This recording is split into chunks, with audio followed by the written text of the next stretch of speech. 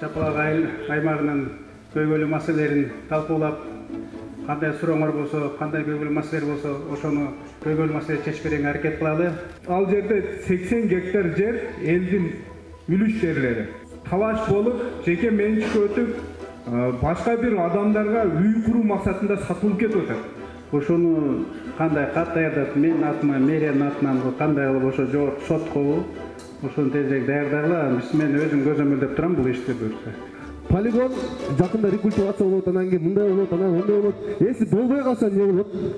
Жана рекультивация болот. Эски азыркы полигон турат го, аны түтөтпөй үстүн рекультивация болот, көмүп туруп, үстүнө жанагындай чөп тигип, бактара кылганда кустарник тигилип рекультивация болот.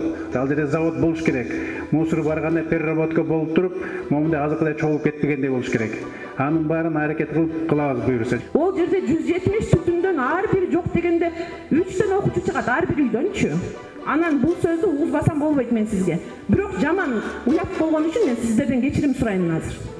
УДдан барбы прокуратура? Уктуңар да ошону териштиргиле, бул болбойт да, бул кандай намыс? Быйыл дагы автобус алганга аракет кылабыз жылдын аягынча. Биз могу өзүбүздүн автобустарды көбөйтүп алсак, мындай маселе жок болот буюрса. Кичине туура түшүндүрүлат, биз дагы биз болгон аракетти кылып атабыз азыр. Мына жол маселеси чечилбей атат.